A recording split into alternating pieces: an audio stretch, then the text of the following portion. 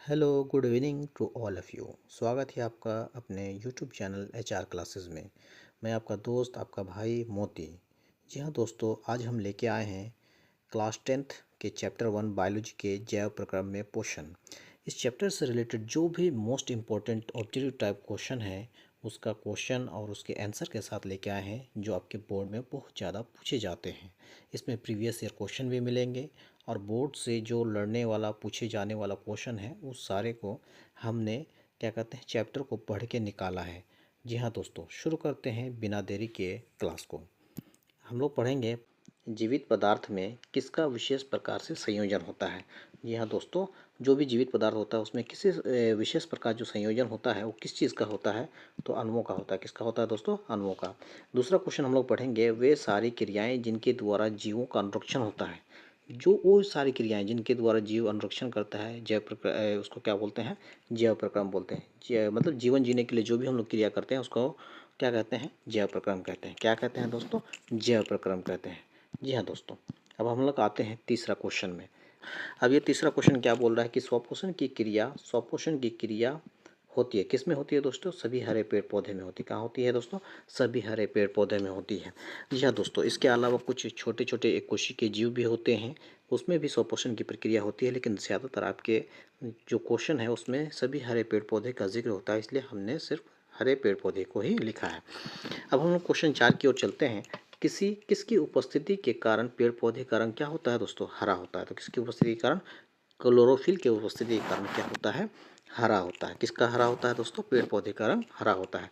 मृतजीवी को कहा जाता है, मृतजीवी को क्या कहा जाता है दोस्तों? अपघटक को कहा जाता है। क्या कहा जाता है? अपघटक कहा जाता है। यही वो मृतजीवी है दोस्तों जिसकी वजह से क्या होता है? हमारा वातावरण को शुद्ध होने में मदद मिलती है। जिस जीव के शरीर में अब क्वेश्चन 6 पे चलते हैं हम लोग। जिस जीव के शरीर में हम लोग रहकर क्या करते हैं? परजीवी अपना भोजन प्राप्त करते हैं, उसको क्या कहते हैं? उसको पोषी बोलते हैं, या इसको इंग्लिश में क्या बोलते हैं दोस्तों? होस्ट सेल बोलते हैं। क्या बोलते हैं? होस्ट बोलते हैं। जो भी परजीवी है जिसके शरीर में रहेगा, वो जो शरीर है उसके लिए क्या कहलाएगा दोस्तों? पोषी कहलाएगा या होस्ट कहलाएगा। क्या कहलाएगा दोस्तों? होस्ट। अब चलते हैं हम लोग अगला प्रश्न में। प्रकाश संश्लेषण की प्रक्रिया का समीकरण को लिखना, ये बहुत ज़्यादा इंपॉर्टेंट क्वेश्चन है। VBI क्वेश्चन है दोस्तों। ये बहुत बार पूछा जा चुका है दोस्तों, तो आपको याद कर लेना है, एकदम पूरा याद कर लेना है कि क्या क्या होता है दोस्तों। 6CO2 होता है, 12H2 होता है, यानी कि कार्बन डाइऑक्साइड और जल सूर्य प्रकाश और क्लोरोफिल की उपस्थिति में क्या बनाता है दोस्तों? ग्लूकोज बनाता है। क्या बनाता है? ग्लूकोज बनाता है, ऑक्सीजन बनाता है और क्या बनाता है? जल बनाता है दोस्तों। ये आपको समीकरण याद कर लेना है क्योंकि ये बहुत ज़्यादा पूछा जाता है। अब चलते हैं हम लोग अगले प्रश्न में। हरे पौधे की पत्तियां कहलाती है। हरे पौधे की पत्तियां क्या कहलाती है? प्रकाश संश्लेषी अंग कहलाती है। क्या कहलाती है दोस्तों? प्रकाश संश्लेषी अंग कहलाती है। जो भी हरे पेड़ पौधे की पत्तियां होती है वो क्या कहलाती है? हरे प्रकाश संश्लेषी अंग कहलाती है। CO2 युक्त वायु पत्तियों के अंदर किस विधि द्वारा होता है? तो किस विधि द्वारा CO2 का जो पत्तियों के अंदर जाता है या O2 का जो बाहर निकलता है वो किस विधि द्वारा होता है दोस्तों? तो विशरण विधि द्वारा होता है। किस विधि द्वारा होता है दोस्तों? विशरण विधि द्वारा होता है। अब जो दोस्तों अगला क्वेश्चन क्या बोल रहा है दोस्तों कि रंध्र का जो खुलना है एवं बंद होना किस पर निर्भर करता है? तो कोशिका का स्फीति पर निर्भर करता है या कोशिका की स्फीति पर निर्भर करता है दोस्तों। 11 नंबर प्रश्न क्या बोल रहा है दोस्तों? ये प्रश्न प्रकाश संश्लेषण की प्रक्रिया के लिए आवश्यक घटक क्या क्या होना चाहिए? जो भी प्रकाश संश्लेषण की प्रक्रिया होती है ये भी बहुत ज़्यादा इंपॉर्टेंट क्वेश्चन है दोस्तों। VBI क्वेश्चन आप इसको मान सकते हैं।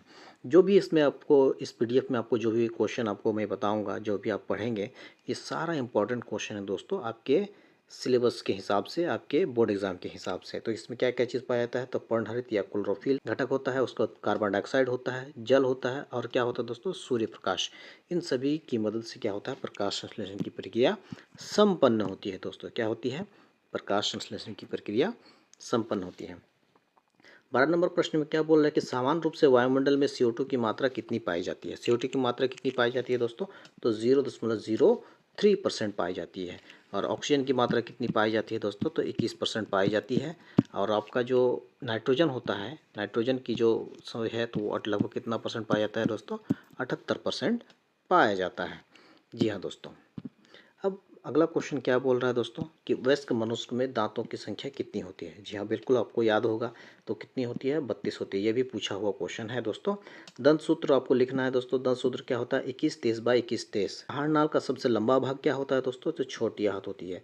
इसकी लंबाई कितनी होती है? 6 से 7 मीटर लगभग लंबाई होती है दोस्तों। कितनी लंबाई होती है? 6 से 7 मीटर लंबी होती है। उसके बाद दोस्तों दांत की सबसे जो ऊपरी परत होती है उसको क्या कहते हैं दोस्तों? तो इनामेल कहते हैं। क्या कहते हैं? इनामेल कहते हैं। दांत की सबसे ऊपरी परत को क्या कहते हैं? इनामेल कहते हैं। मेरे साथ साथ आपको बोलते भी रहना है ताकि आपको जो ऑब्जेक्टिव है यहीं पे आपको याद हो जाए।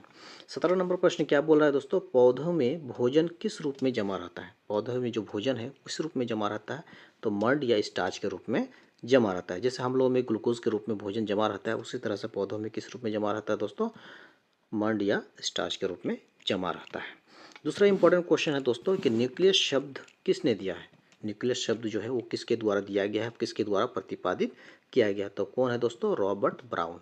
रॉबर्ट ब्राउन नाम के साइंटिस्ट ने न्यूक्लियस नाम का शब्द दिया है दोस्तों। जी हाँ दोस्तों, अब हम लोग चर्चा करेंगे किसके बारे में? 19 नंबर प्रश्न के बारे में। 19 नंबर प्रश्न में क्या बोल रहा है कि पितरस कहाँ से स्रावित होता है? तो पितरस का जो स्रावित होता है दोस्तों वो कहाँ से होता है? यकृत से होता है। 20 नंबर प्रश्न में क्या बोल रहा है दोस्तों? मानव शरीर की सबसे बड़ी ग्रंथि किसे कहते हैं? मानव शरीर की जो सबसे बड़ी ग्रंथि है उसका नाम क्या है? तो दोस्तों यकृत है। 19 नंबर का भी आंसर यकृत है और 20 नंबर का भी आंसर यकृत है। कोशिका का अध्ययन विज्ञान की किस शाखा में हम लोग करते हैं? कोशिका का जो भी हम लोग अध्ययन होता है वो कहाँ करते हैं? चाहे पेड़ पौधे की कोशिका हो या फिर जंतु की कोशिका यानी कि एनिमल या हम लोगों की कोशिका हो, उसका हम लोग अध्ययन कहाँ करते हैं? तो दोस्तों कोशिका विज्ञान में करते हैं। कहाँ करते हैं दोस्तों? कोशिका विज्ञान में करते हैं। ट्रिप्सिन एंजाइम कार्य करता है, किस चीज़ का कार्य करता है? तो प्रोटीन को पचाने का काम करता है। किस चीज़ का काम करता है? ट्रिप्सिन एंजाइम प्रोटीन के पाचन में मदद करता है। 23 नंबर क्वेश्चन क्या बोल रहा है दोस्तों? भोजन के पाचन की शुरुआत कहाँ से होती है? भोजन जो भी अब हम लोग खाते हैं उसके पाचन की शुरुआत कहाँ से होती है दोस्तों? मुख्य गुहा से होती है। एकदम पूरा याद कर लेना दोस्तों। यहाँ से याद कर लेंगे तो आपको इस चैप्टर से जो भी क्वेश्चन ऑब्जेक्टिव टाइप बन सकते हैं वो सारे क्वेश्चन आपके लिए मैंने मेहनत करके बनाया है पीडीएफ के फॉर्म में अपने हैंड राइटिंग के द्वारा। जी हाँ दोस्तों, एकदम पूरा रट लेना है, याद कर लेना है और समझ भी लेना है। उसके बाद दोस्तों 24 नंबर क्वेश्चन। 24 नंबर क्वेश्चन क्या बोल रहा है दोस्तों कि स्वपोषण के लिए क्या आवश्यक है? क्या क्या चीज़ की आवश्यकता होती है? तो पर्णहरित की आवश्यकता होगी, सूर्य प्रकाश की ज़रूरत पड़ेगी, CO2 की ज़रूरत पड़ेगी और जल की ज़रूरत पड़ेगी। स्वपोषण यानी कि स्वपोषण के जो भी जीव हैं, स्वपोषी जो भी जीव हैं वो प्रकाश संश्लेषण की प्रक्रिया द्वारा करता है। तो प्रकाश संश्लेषण में इन सारी चीज़ों की ज़रूरत पड़ती है। पर्णहरित यानी क्लोरोफिल की ज़रूरत पड़ती है, सूर्य प्रकाश की ज़रूरत पड़ती है, CO2 की ज़रूरत पड़ती है और किस चीज़ की ज़रूरत पड़ती है? जल की ज़रूरत पड़ती है दोस्तों। जी हाँ दोस्तों, हम लोग चर्चा करेंगे 25 नंबर क्वेश्चन के बारे में। 25 नंबर क्वेश्चन क्या बोल रहा है दोस्तों? उसके बारे में हम लोग बेहतर ढंग से समझने की कोशिश करेंगे। अमीबा में पोषण कैसे होता है? अमीबा में पोषण की प्रक्रिया कैसे होता है? तो अंतःग्रहण विधि द्वारा होता है। किस विधि द्वारा होता है दोस्तों? अंतःग्रहण विधि द्वारा होता है। तो हम लोग 26 नंबर क्वेश्चन की ओर चलते हैं दोस्तों। प्रकाश संश्लेषण की क्रिया किसमें होता है? प्रकाश संश्लेषण की जो प्रक्रिया होती है किसमें होता है? जाहिर सी बात है दोस्तों, जिसमें क्लोरोफिल पाया जाएगा उसी में प्रकाश संश्लेषण की प्रक्रिया होती है। तो प्रकाश संश्लेषण की प्रक्रिया किसमें हो जाएगी? क्लोरोफिल कहाँ पाया जाएगा? तो हरे पेड़ पौधे में। तो प्रकाश संश्लेषण की प्रक्रिया सभी हरे पेड़ पौधे में होता है। उसके बाद वसा का पाचन, वसा का पाचन के लिए वसा का पाचन किस एंजाइम द्वारा होता है? तो लाइपेज एंजाइम के द्वारा होता है। किस एंजाइम के द्वारा होता है दोस्तों? लाइपेज एंजाइम के द्वारा होता है। प्रोटीन का पाचन किसके द्वारा हुआ दोस्तों? प्रोटीन का पाचन ट्रिप्सिन एंजाइम के द्वारा होता है। किसके द्वारा? ट्रिप्सिन एंजाइम के द्वारा। और हम लोग जो यहाँ पे वसा का पाचन पढ़ रहे हैं वो किसके द्वारा पढ़ रहे हैं? लाइपेज एंजाइम के द्वारा। घेंगा नामक बीमारी किसकी कमी के कारण होता है? तो आयोडीन की कमी के कारण होता है। यहाँ पे दूसरा क्वेश्चन भी बन सकता है कि आयोडीन की कमी से कौन सा रोग होता है? तो आपको यहाँ पे घेंगा रोग लिख देना है। यह इसको चेंज करके भी पूछा जा सकता है। दूसरी बात है दोस्तों, पूछा जा सकता है। अब 29 नंबर क्वेश्चन में क्या बोला कि दांतों को साफ करने वाला मंजन जो हम लोग इस्तेमाल करते हैं दोस्तों वो किस प्रवृत्ति का होता है? उसका स्वाद कैसा होता है दोस्तों? तो कैसा होता है? क्षारीय होता है। क्षारीय इसलिए होता है दोस्तों, जब हम खाना खाते हैं तो खाना हमारे दांतों के अंदर फंस जाता है, जिसके कारण बैक्टीरिया क्या होता है? उसके साथ क्रिया करती है। क्या करती है दोस्तों? क्रिया करती है। क्रिया करने की वजह से तब क्या होता है? वो अम्ल बन जाता है। जब हम क्षारीय मंजन द्वारा जब हम दंत को दांत को मांजते हैं तब हमारा क्या होता है, उसको उदासीन कर देता है, जिसकी वजह से हमारा जो दांत है वो सड़ने से बच जाता है। किससे बच जाता है दोस्तों? सड़ने से बच जाता है। 30 नंबर क्वेश्चन, कवक में पोषण की कौन सी विधि पाई जाती है? कवक में पोषण की कौन सी विधि पाई जाती है दोस्तों? तो मृतजीवी पोषण पाई जाती है।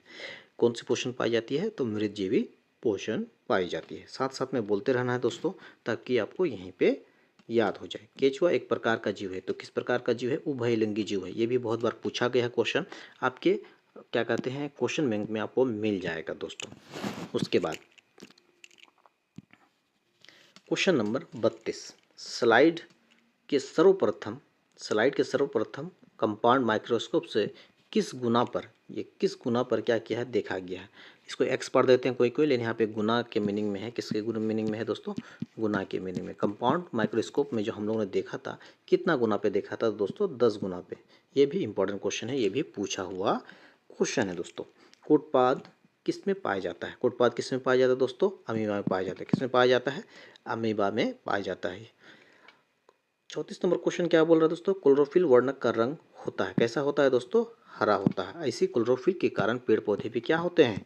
हरा होते हैं। कैसे होते हैं? हरे होते हैं। पेड़ पौधे का रंग हरे होते हैं। भोजन का पाचन किस प्रकार की अभिक्रिया है? भोजन का पाचन जो है किस प्रकार की अभिक्रिया है दोस्तों? उपचयन अभिक्रिया। अपचयन नहीं होगा दोस्तों, अपचयन नहीं कीजिएगा, क्योंकि अपचयन दूसरी प्रक्रिया हो जाएगी। यहाँ पे कौन सी प्रक्रिया होगी? उपचयन अभिक्रिया होगी। कौन सी अभिक्रिया होगी दोस्तों? उपचयन अभिक्रिया। नेक्स्ट प्रश्न के बारे में, प्रश्न संख्या 36, मैग्नीशियम कहाँ पाया जाता है? मैग्नीशियम कहाँ पाया जाता है दोस्तों? तो क्लोरोफिल में पाया जाता है दोस्तों। कहाँ पाया जाता है? क्लोरोफिल में मैग्नीशियम पाया जाता है।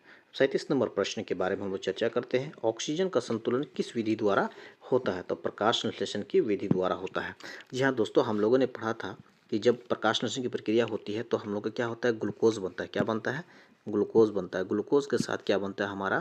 हमारा बनता है ऑक्सीजन बनता है, और प्लस क्या बनता है? जल भी बनता है। क्या बनता है? जल यानी H2O, यानी कि ग्लूकोज मतलब C6H12O6 बनता है। जी हाँ दोस्तों, तो इसमें जो O2 निकालता है, जिसकी वजह से हमारा वातावरण में O2 की कमी नहीं होती है। O2 का संतुलन बना रहता है, यानी कि ऑक्सीजन का संतुलन क्या रहता है? बना रहता है दोस्तों। अब 38 नंबर प्रश्न की तरफ लोग चलते हैं। वैसे पौधे जो पोषण के लिए सड़ी गली चीज़ों पर क्या होता है? आश्रित रहते हैं, कहलाते हैं। क्या कहलाते हैं? उसे मृतजीवी कहलाते हैं। जो भी पौधा होगा या जीव भी होगा जो सड़ी गली चीज़ों पर आश्रित रहेगा, उसे क्या कहेंगे? मृतजीवी कहेंगे। क्या कहेंगे? मृतजीवी कहेंगे। 39 नंबर क्वेश्चन, किसके द्वारा अमीबा भोजन का अंतःग्रहण करता है? अंतःग्रहण मतलब भोजन को अंदर खींचता है, अंदर पकड़ता है। किसके द्वारा? अमीबा किसके द्वारा भोजन को पकड़ता है और पकड़ के अपने अंदर ले लेता है? तो किसके द्वारा दोस्तों? कुटपाद के द्वारा। किसके द्वारा लेता है दोस्तों? कुटपाद के द्वारा। अगर इसमें पाचन की प्रक्रिया कहा जाएगा तो पाचन कहाँ होता है दोस्तों? पाचन होता है आपका भोजन की रसधानी में। कहाँ पे होता है? रसधानी में होता है।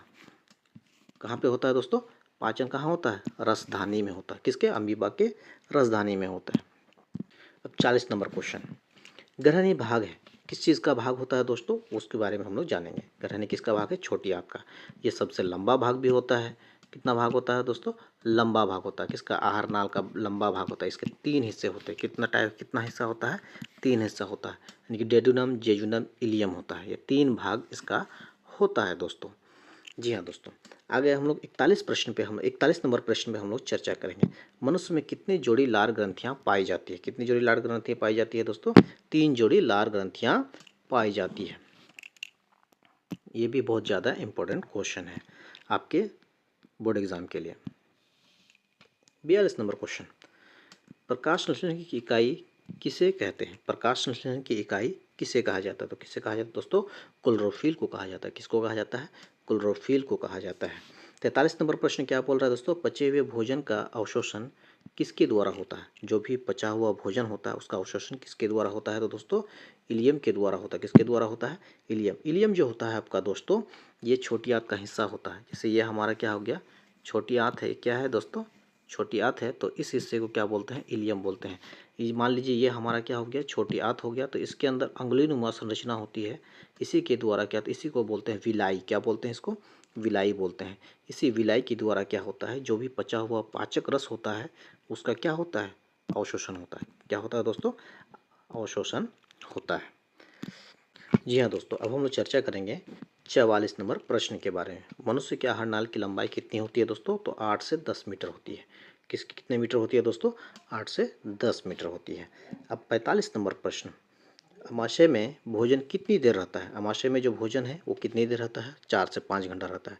जितनी देर अमाशय में भोजन रहता है, इसी कारण से हमको क्या होता है, इतने समय अंतराल में हमको भूख का एहसास होता है। जी हाँ दोस्तों, जो भी इम्पोर्टेंट क्वेश्चन आपके बोर्ड एग्ज़ाम के लिए बन रहा था, मैं वो चैप्टर को पूरा खंगालने के बाद जमा किया था। ये क्वेश्चन को आप बेहतरीन ढंग से तैयारी कर लीजिएगा, याद कर लीजिएगा, क्योंकि इस चैप्टर से जो भी क्वेश्चन पूछे जा सकते हैं वो सारे इसी वीडियो में हमने बना दिया है दोस्तों। और ऑब्जेक्टिव बहुत ज़्यादा इम्पॉर्टेंट होता है किसी भी मार्क्स को ऑब्टेन करने के लिए, क्योंकि एक से गलत होता है तो 1 नंबर कट जाएगा दोस्तों, और एक सही होगा तो 1 नंबर आ जाएगा दोस्तों। तो उम्मीद करते हैं दोस्तों कि ये वीडियो आपको पसंद आया होगा। पसंद आया है तो चैनल को सब्सक्राइब कीजिए, हमारे वीडियो को लाइक कीजिए, दोस्तों तक शेयर कीजिए, ताकि आपके जो दोस्त हैं उसके ऑब्जेक्टिव में तैयारी हो पाए, जिसकी वजह से आप बोर्ड एग्ज़ाम में अच्छे नंबर से पास कर पाएँ। जय हिंद।